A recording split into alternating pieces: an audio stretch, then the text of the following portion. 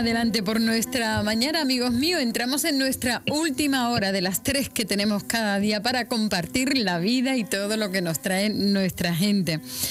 Dice, no nos fiemos demasiado de la ciencia. Ella es como un dragón cuya cabeza más avanzada, la física, está suspendida sobre la pobre humanidad. Más o menos así como empieza este libro que tenemos entre las manos en su prólogo. Es de Marco Fernández Marco. Su libro se titula La ciencia ficción en Cádiz y es la tesis que por fin ha terminado. por fin. Ya era hora. Un gaditano llamado así, Marco Fernández, Marco Antonio Fernández. Marco Antonio y Marco Fernández. Eso. Que vaya que mi padre, nombre, sí, vaya una bromita nombre, que me gastaron nada más empezar. Miren ustedes lo que es este gaditano que tenemos con nosotros. Es ingeniero técnico industrial electrónico, ingeniero en organización industrial y doctor en programa oficial de posgrado en estudios del mundo hispánico por la Universidad de Cádiz. Trabaja en el Real Instituto y Observatorio Astronómico de la Armada de San Fernando desde el año 1992 y ha impartido clase de castellano en el Instituto Cervantes de Moscú y en la Universidad Lingüística de esta misma ciudad. Y yo me voy a callar porque si no, no voy a terminar el programa diciendo todo lo que ha hecho. Marco, gracias por estar aquí con nosotros. Muchas gracias por invitarme. ¿Cómo estamos? Y tú por venir, porque un hombre tan ocupado con tantas cosas sí, la verdad, y la verdad es que cada vez más ocupado, sí. No me falta distracción, eso es bueno. Eso es bueno, ¿no? Sí. Estás aburrido ya de tantas cosas. Yo que va, yo ya estoy pensando en lo que voy a escribir a continuación. Las ideas me sobran, lo que me falta es el tiempo. Por Dios. Deja para los demás, ¿no? Hombre, yo a los demás les dejo todo lo que quieran. Esto es bueno. Una tesis doctoral que ya por fin ha terminado, que ha sido 6 años, ¿no? Estudiando. He estado 6 años haciéndolo. La verdad es que es una trabajera de 10 años, vamos, porque que los he concentrado en esos 6. Empecé en el 2008, me parece, y he acabado la defendí el 25 de marzo. Y enseguida se ha publicado. La verdad es que muy contento. ¿Y qué es lo que cuenta en esta tesis doctoral de la ciencia ficción? Ojo, en Cádiz. En Cádiz. Pues en Cádiz tenemos una gran cantidad de autores que se dedican a este género y que hasta ahora nadie lo había estudiado. Hablamos, bueno, entre los que siguen con nosotros, siguen produciendo, porque claro, ahí empieza la ciencia ficción en un género reciente, moderno, que surgió con Julio Verne y con H.G. Wells en el siglo XIX, y entonces ya en esa época tan temprana ya tenemos autores que se dedican a la ciencia ficción aquí, pero entre los modernos hay gente tan interesante como Ángel Torres Quesada, Rafael Marín, Joaquín Revuelta, Jesús Cañada, Carmen Moreno, Javier Marco, es que hay muchos, no sé si, espero no dejarme ninguno en el tintero y que que son muchos, una larga lista de grandes nombres, gaditanos, de Cádiz y provincia. Pero bueno, métenos en berenjenales para que la gente vaya sabiendo lo que se van a encontrar con este libro que ya tenemos en las librerías. Pues en el primer capítulo presento lo que es el objeto de estudio, que es la ciencia ficción.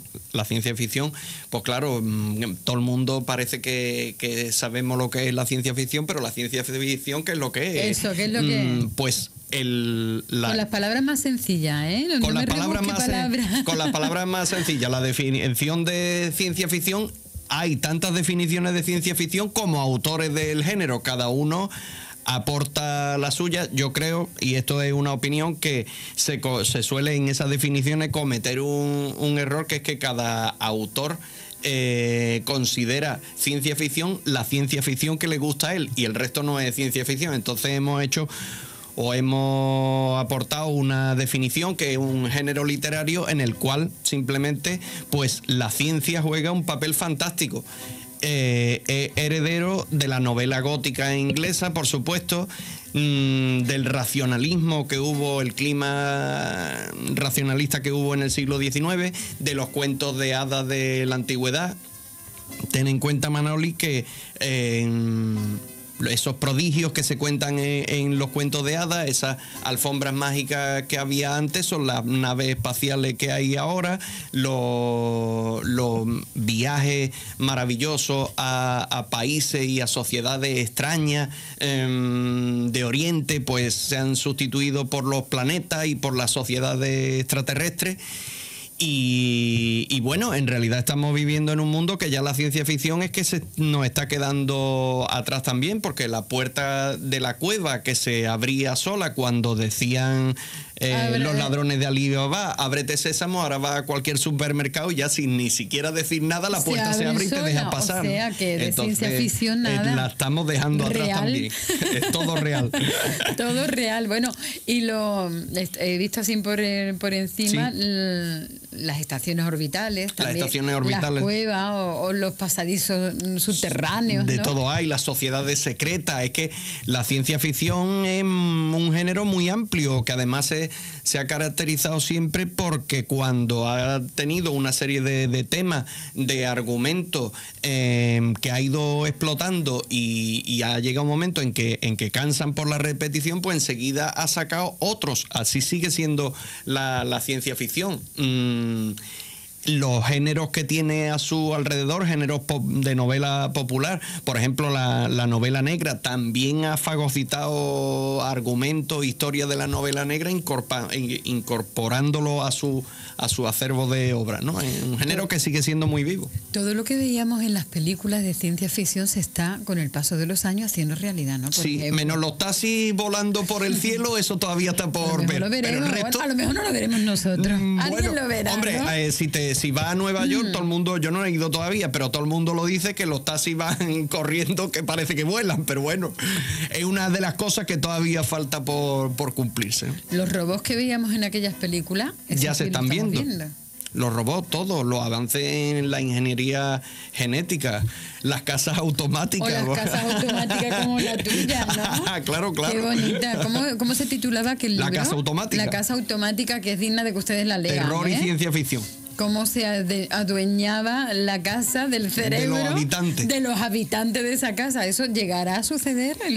¿O está sucediendo? Esperemos que no, esperemos que las casas sigan siendo obedientes y nos den disgusto como le daban al protagonista de esa novela.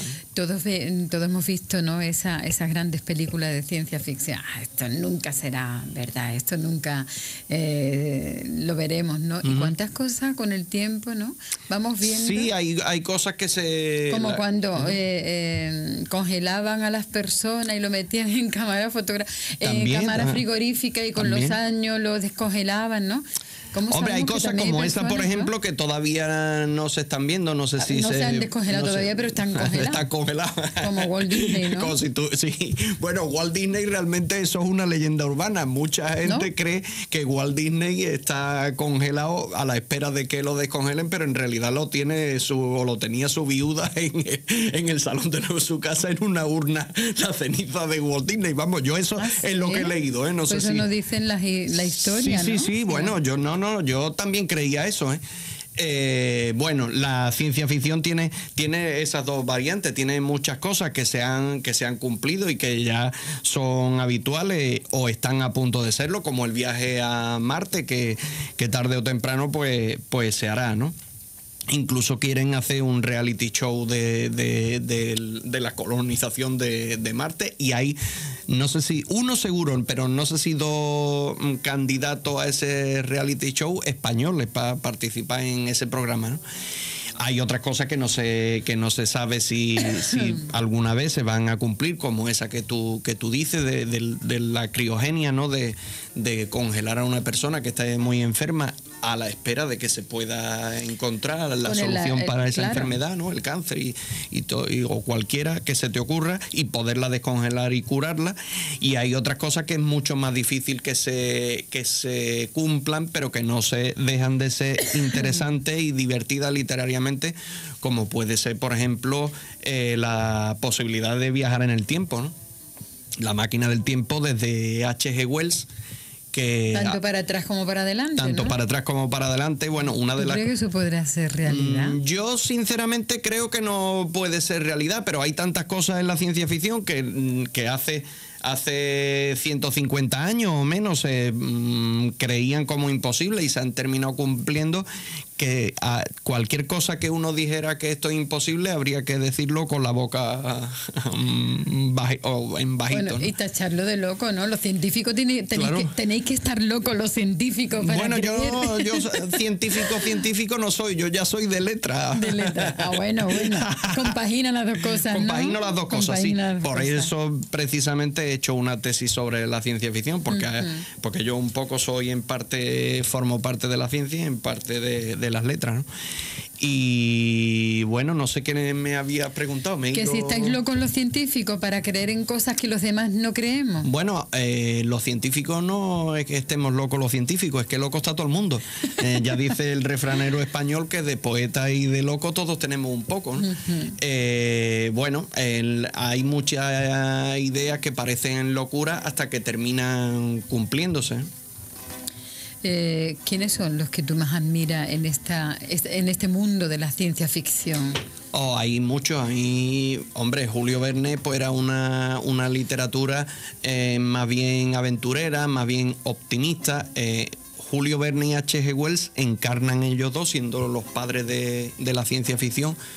Encarnan, digamos, las dos modalidades principales que tiene el género de la ciencia ficción. ¿Fueron los orígenes de la ciencia ficción? Sí, se puede. Bueno, los orígenes realmente, casi la mayoría de los estudiosos de la ciencia ficción suelen estar de acuerdo en ese tema, que los orígenes se deben a una mujer, a Mary Shelley, que fue la que publicó en 1818 Frankenstein. Frankenstein es una de las últimas novelas góticas que se publicaron. Después ya estaba el género muy agotado, ¿no? Ya la gente estaba cansada de fantasmas, de castillos y de venganza, de crímenes que se habían producido en la familia, todo ese tipo de cosas, y el género pues necesitaba una renovación, ¿no? Y Mary Shelley muy inteligentemente se la aportó incorporando el aspecto racionalista o el aspecto científico a la novela a la novela gótica, ¿no? Al hacer el protagonista pues un científico que trataba de reanimar a un cadáver. Bueno, pues tomen nota, ¿eh? Una mujer fue la primera. Sí, una María mujer fue Scheller, la que dio origen a la ciencia ficción. Está todo el mundo de acuerdo en atribuírselo a Mary ¿Y es lo Shelley. único que hizo, lo de Frankenstein? ¿O hizo otra cosa? No, hizo así, dentro del género de la ciencia ficción, otra novela mucho menos conocida, que es El último hombre. El último hombre, que se incorpora a ese tipo de novelas que en este caso no era esa la causa, pero que por ejemplo se ha hecho muchas veces en el cine, que hay una guerra atómica o bacteriológica y afecta a todo el mundo menos a una persona que es el protagonista de la novela, y ahora trata de sobrevivir en esa soledad, ¿no? En realidad este tipo de novelas pues suelen ser reflexiones sobre la soledad y sobre cómo sobrevivir a ella en clave de ciencia ficción, ¿no? Y como la mayoría de las cosas que hay en ciencia ficción pues suelen ser muy divertidas, ¿no? Un clásico, por ejemplo, de ese mismo subgénero dentro de la ciencia ficción, que se ha llevado muchas veces a la pantalla.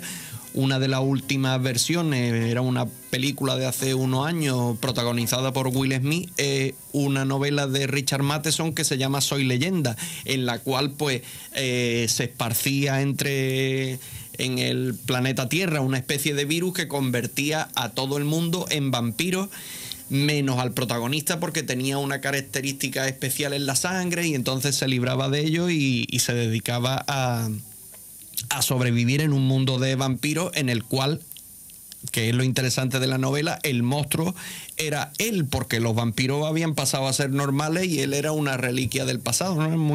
Una historia muy interesante de este mismo subgénero. A mí me gustaría saber cómo es la imaginación de un escritor como tú. Está todo el santo día imaginando cosas. Tú vas por la calle, está la mente yo voy por la calle, funcionando sin parar, imaginando. Manoli, te lo juro. Y eso puede que en algún caso sea malo, ¿no? No, sea malo sí, porque hay gente que se puede creer que yo no la quiero saludar y es que estoy ¿En tu mundo? en mi mundo, bueno, pensando qué pasaría si sucediera tal cosa, ¿no? Porque, bueno, el género de una de las definiciones quizás las más interesantes del género de la ciencia ficción es, por ejemplo, a diferencia del terror, es que el género de la ciencia ficción se pregunta ¿qué pasaría si sucediese una idea que se le ha ocurrido al escritor, y a partir de ahí puede desarrollar su ficción, ¿no?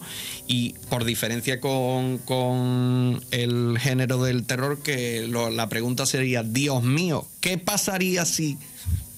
Que bueno, hay una zona, digamos, común entre el terror y la ciencia ficción, que hay muchas novelas que no se sabe si son de terror o son de ciencia ficción, solo de los dos géneros, ¿no? Porque son dos géneros que encajan muy bien unos con otros, ¿no? ¿Y la ciencia ficción en España, Marco?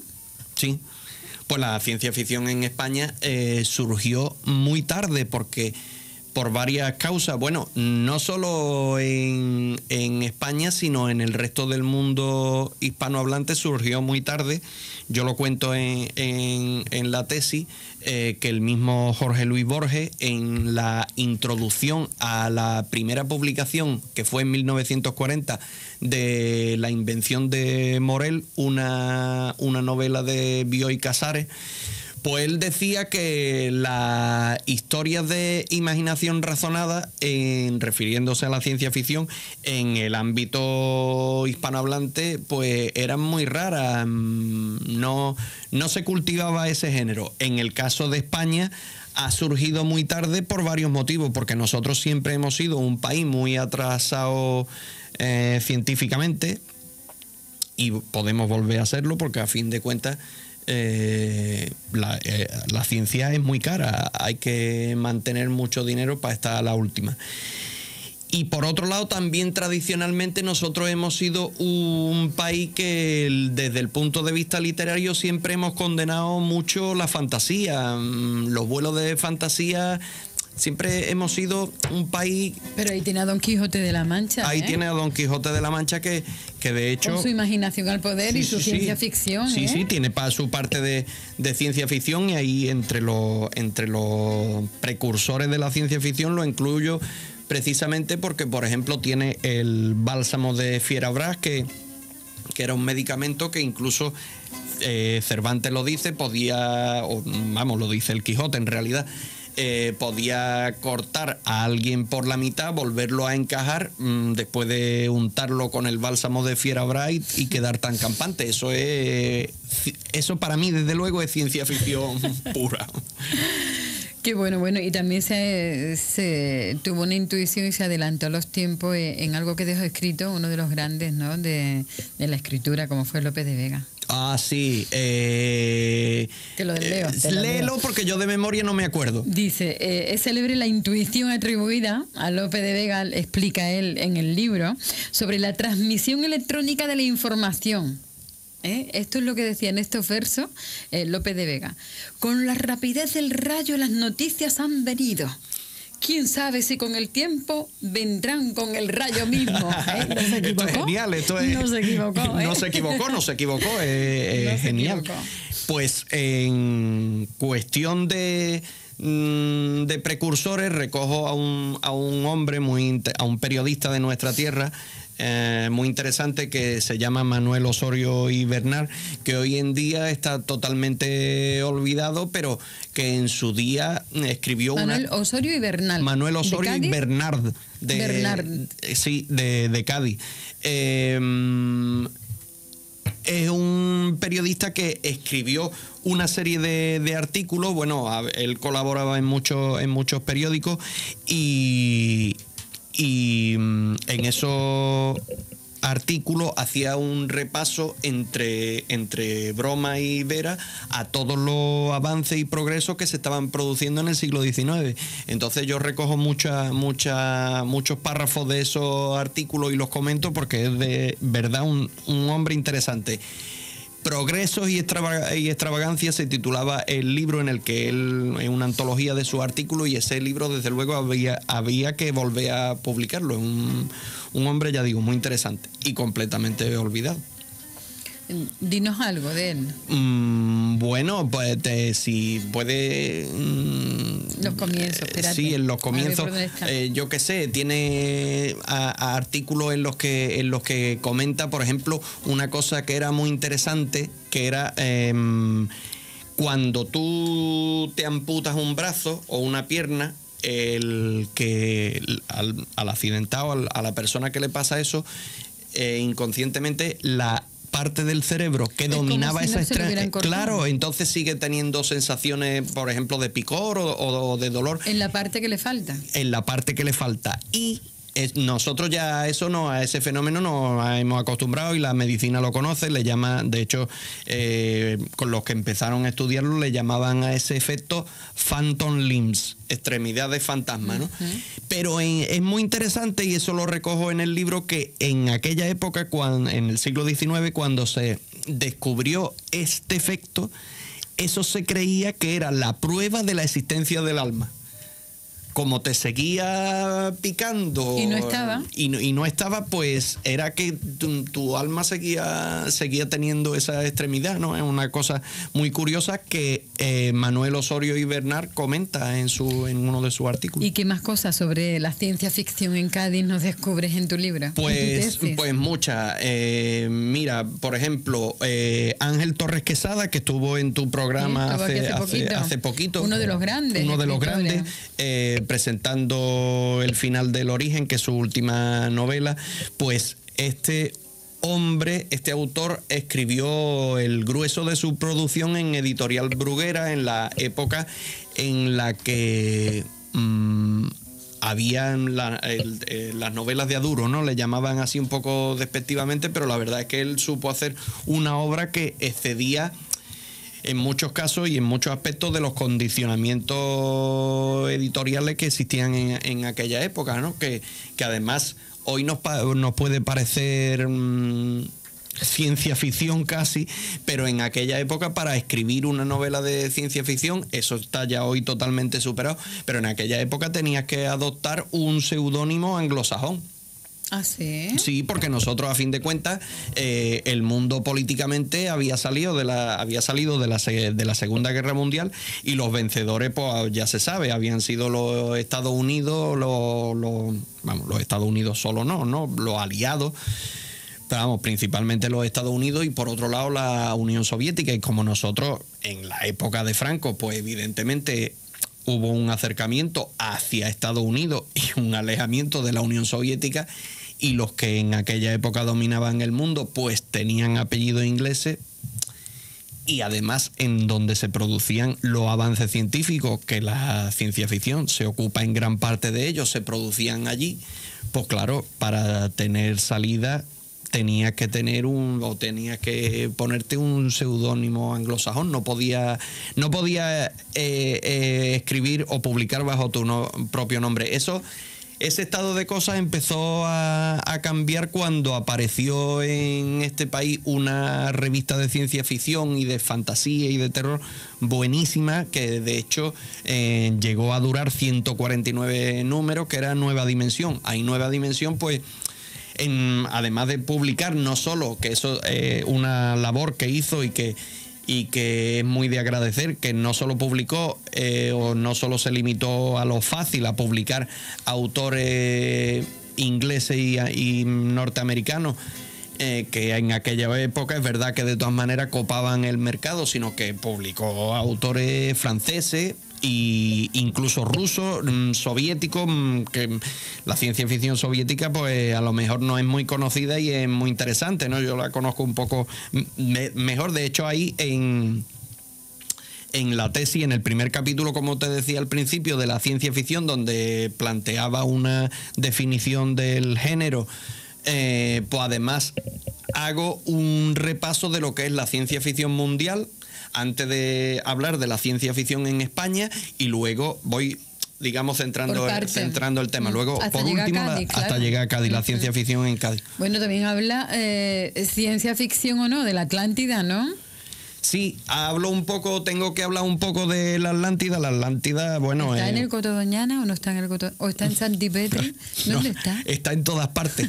Todos somos atlantes. ¿Es una ciencia ficción? Es de ciencia ficción. Bueno, yo creo que sí es de ciencia ficción, porque realmente la única prueba que existen de la Atlántida es lo que escribió Platón no sé si en la República, no te puedo decir ahora exactamente en qué obra suya, pero y la obra musical del gran universal Don Manuel de Falla. Sí, claro, por supuesto. Sobre los versos de Jacinto Verdaguer. Ajá.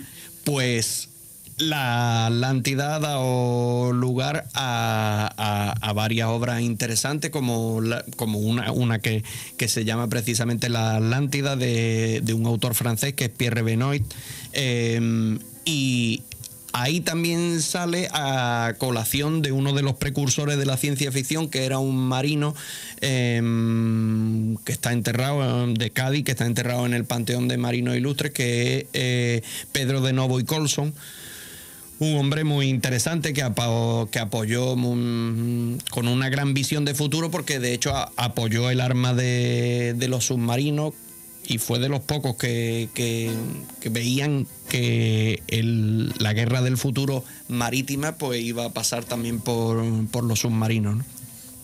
Y entonces él hizo además de una novela de ciencia ficción muy influida en Verne, que es Un marino del siglo XIX, o Paseo científico por el océano, plagada de grabados de un ilustrador bastante bueno, que se inspiraba en la forma de publicar las novelas de Verne, que eran muy populares en aquella época.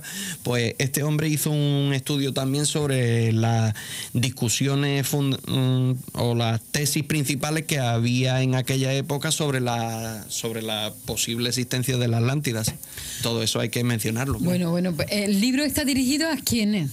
El libro está dirigido a todo el mundo, en particular y en especial a los que les guste la ciencia ficción, por supuesto, pero en realidad a todo el mundo, porque es que ahí se cuentan montones de anécdotas.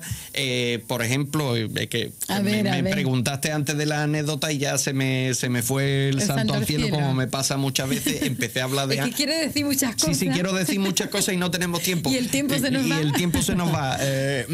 Pues Ángel Torres Quesada, una de las cosas que cuenta ahí en mi tesis doctoral, porque a todos estos autores que te he mencionado antes, con todos me he mantenido entrevistas, y además es muy curioso porque en todas las entrevistas, menos en la última, una entrevista que incluyo con Carlos Pacheco. Carlos Pacheco es un dibujante de San Roque buenísimo, que es un hombre que puede tener orgullo que es español y ha trabajado para la Marvel Comics, que es y para la DC, que son dos compañías de cómics pues, mundialmente conocidas, son legendarias, ¿no?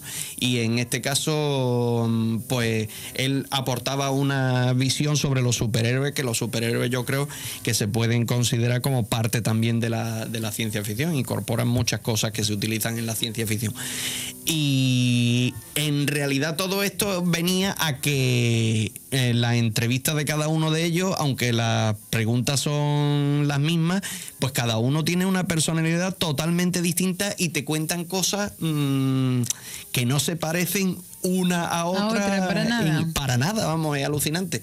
Y con respecto a la anécdota, por ejemplo, Ángel Torres Quesada cuenta cómo era la censura en aquella época, que es otra cuestión que también es inimaginable hoy en día, o nos parecería de ciencia ficción, ¿no? Que era cómo actuaba, como habían o salían muchísimas publicaciones todas las semanas. De hecho, las tiradas, él habla, lo cuenta ahí en la tesis, que las distintas cabeceras de las novelas de Aduro de Bruguera, cada uno de los títulos vendía 20 y tantos mil ejemplares todas las semanas. Veintitantos mil toda la semana, Cada una de las novelas Qué que tenían que pues, era increíble, que tenían del FBI, de novelas del oeste, tenían varias líneas de ciencia ficción, de terror. Claro, esas novelas vendían tantas porque se vendían en España y se vendían en Hispanoamérica. Bruguera tenía en varias capitales de Hispanoamérica, pues tenía casas subsidiarias. Pero aquí en España, como funcionaba la censura y salían tantos libros y tantas publicaciones a la semana y al día y no se podía controlarlo todo, pues la censura funcionaba de una forma que a mí, yo cuando me hablaba de ello, me recordaba un poco a las novelas de Kafka, ¿no? Al surrealismo o esas cosas extrañas del proceso, ¿no? Hacían muchas veces la censura aleatoria, tiraban las novelas al aire y la que no caía en la mesa, esas la devolvían y impedían su publicación. Y a él, ahí va la anécdota, le llegó a pasar que una novela se la rechazaron sin decirle nada, porque además no explicaban la razón por la cual esa novela no se podía publicar, y lo que hizo Ángel Torres es cambiarle el título a la novela y 1 mes o 2 meses después la misma novela exacta volverla a enviar y se publicó sin ningún problema. Fíjate, era increíble, la misma, pero era cierto. La misma. Bueno, pues ya se nos ha ido el tiempo. No, ya se nos ha ido el tiempo con las cosas que tenía que explicar. De todo, la ciencia ficción, hasta incluso a través de las coplas de carnaval también. Sí, también. Trae los marcianos cantando en su carroza por las calles de Cádiz. Trae a los bichitos de luz también en su carroza. Y la letra de aquellas coplas de carnaval. Y vamos a terminar con algo que dice. Dice: aquel primer día del invierno de 1970, tuve, desde mi coche, la impresión de que estaban en el cielo el arco iris y todos los crepúsculos, como desmenuzados en una mancha pálida, quieta, en la apagada mañana de noviembre, sobre los 2 cerrillos traseros a la fábrica discográfica de la que entonces era director. Y si quieren saber más, ya lo saben. Ciencia ficción en Cádiz, de Marco Antonio Fernández Marco. Pues, como siempre, un placer escucharte. Muchas gracias, Manoli. Y con esa pasión con la que sientes y nos transmite todo lo que escribes. Muchísimas gracias y enhorabuena por esa tesis doctoral que siempre nos decían desde que viene a esta casa y a las entrevistas. No porque estoy en mi tesis doctoral, porque estoy ahí ocupado. Ya está, ya no lo digo más. Pues ya ha sido el parto, un fabuloso parto. Ha sido un parto doloroso, pero bueno, ahí pero está. Pero bueno, el hijo niño ha sido hermosísimo y está aquí para que todos nosotros lo disfrutemos. Muchísimas gracias. Muchas gracias, Manoli. Y muchas felicidades. Muchas gracias. Hasta siempre.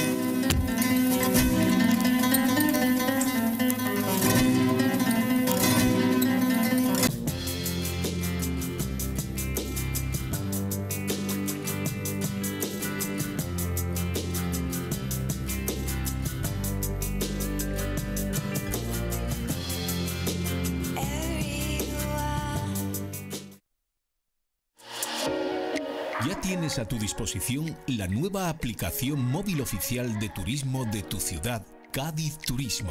Descárgatela gratis en Google Play o Apple Store. Conoce tu propia ciudad con los ojos de un